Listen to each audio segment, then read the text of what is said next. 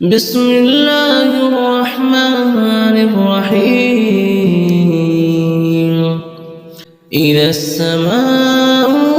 انشقت وأذنت لربها وحقت وإذا الأرض مدت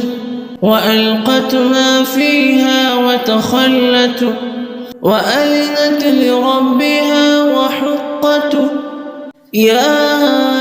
أيها الإنسان إنك كادح إلى ربك كدحا فملاقيه فأما من أوتي كتابه بيمينه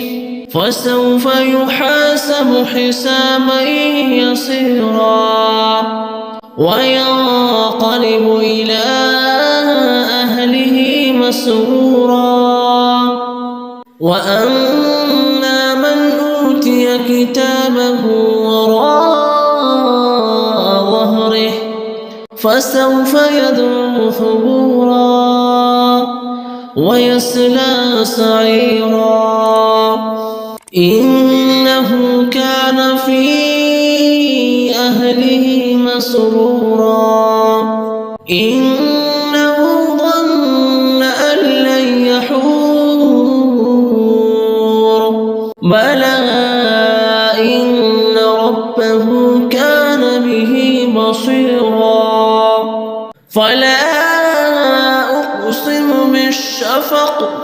والليل وما وسق والقمر إذا اتسق لتركبن طبقا عن طبق فما لهم لا يؤمنون وإذا قرئ عليهم القرآن لا يسجدون بل الذين كفروا يكذبون والله أعلم بما يوعون فبشرهم بعذاب